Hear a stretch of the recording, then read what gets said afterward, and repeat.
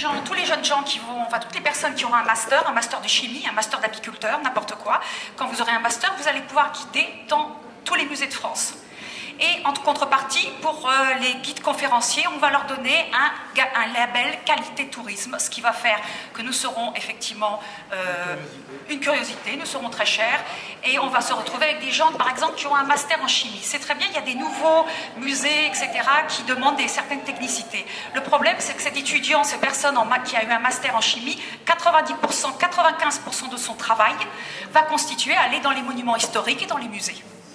Donc, c'est pour ça qu'on va vers une société locos, on nous demande, la société actuellement, le gouvernement ne peut pas créer d'emplois, donc on crée des jobs. Qu'est-ce que c'est? Ça veut dire l'auto-entrepreneuriat. On voit en plus récemment des free tours, c'est-à-dire des jeunes gens qui sont rémunérés au chapeau, au pourboire. Vous voyez ça même au Louvre, vous voyez des gens qui arrivent à 4-5, qui guident, et après ils demandent, c'est pratiquement de la mendicité, s'il vous plaît, un pourboire. Ce sont des sociétés généralement hollandaises qui sont implantées à Berlin, qui sont implantées à Amsterdam, qui sont implantées à Londres, et qui prennent à vendre ces free tours en France avec donc des jeunes gens qui sont payés au pourboire. Est-ce que c'est pourboire? Ils doivent reverser encore, c'est payé au pourboire.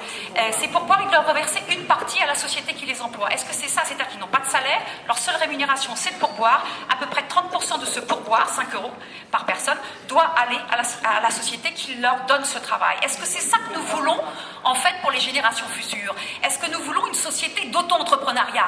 Est-ce que nous voulons une société absolument sans salaire ni rien au pourboire? Non. Surtout pas. J'ajouterais une chose. Le gouvernement a décrété que la profession de guide, il n'y en avait pas suffisamment. Mais elle est ouverte à tout le monde, cette profession. Il n'y avait pas de numerus clausus à l'entrée. Le gouvernement n'a rien fait pour promouvoir cette formation, bien qu'il sache que les demandes augmentaient. Donc nous interrogeons, c'est un peu facile au niveau de la responsabilité, d'abord de s'en absoudre et ensuite de niveler par le bas, c'est-à-dire par la faim et par l'exploitation. On marche sur la tête, c'est-à-dire que l'État qui devrait être exemplaire et devrait prendre ses responsabilités, finalement tient un discours en faveur des plus riches.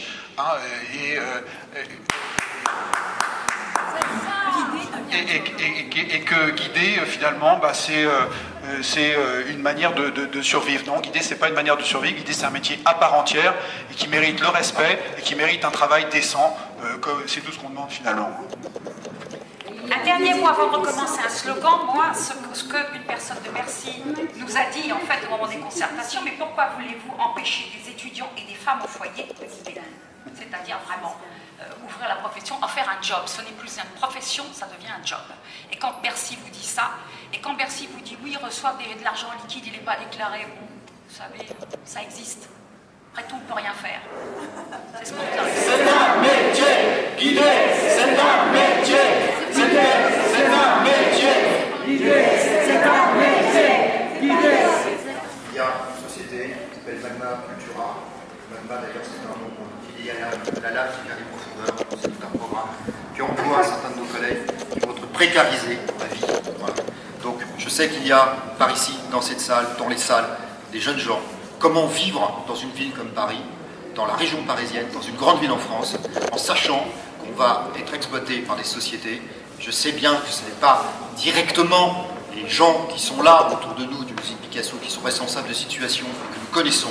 C'est une politique qui est décidée en amont de livrer ce joyau, ce trésor des collections nationales. Parce que c'est un trésor. Picasso a vécu en France, on l'aime ou on ne l'aime pas, il a vécu en France, il a contribué à enrichir la politique française culturelle, on l'aime ou on ne l'aime pas, mais c'est comme ça. C'est un lieu culturel, c'est un lieu éminent ici qui date du XVIIe siècle. Or actuellement, les jeunes gens, je parle des jeunes gens, parce que moi je suis plus proche de la sortie que du début, mais je pense aux jeunes gens qui sont exploités par cette société qui s'appelle Magma Cultura pour faire des prestations de haute qualité, dont on exige qu'elles soient de haute qualité, et en fait qui sont sous-payés. Et c'est aussi le sens de l'action dans ce musée Picasso, et c'est aussi ce que je voudrais dire aux gens qui sont dans cette salle, qui peuvent se dire qu'est-ce qui se passe. C'est aussi de penser d'abord eux-mêmes, je ne sais pas, en tout cas aux gens qui peuvent côtoyer au quotidien, qui viennent chercher leur groupe et qui font ce job pour des cacahuètes, et c'est contre ça. Et c'est absolument pas du tout directement contre les gens du musée, c'est contre cette situation, c'est aussi pour protester le fait que cette collection nationale soit livrée à des marchands plus mauvais sens du terme, qui sont allés plus loin que Lazara Picasso, qui l'ont vendu complètement, qui le sous-traitent complètement. On est au-delà de Lazara Picasso. C'est les robots de Lazara Picasso maintenant qui vont faire les visites. Et ça, c'est un scandale, et c'est le sens de l'action ici au musée Picasso.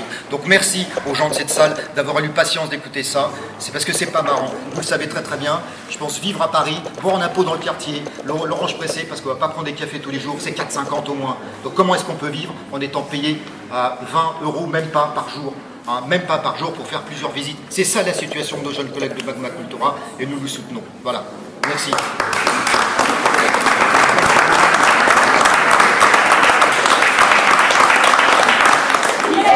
C'est un métier, l'idée, c'est un métier, l'idée, c'est un métier, l'idée, c'est un métier, c'est un métier, c'est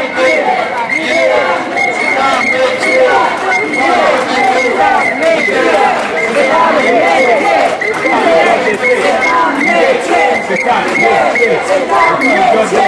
métier,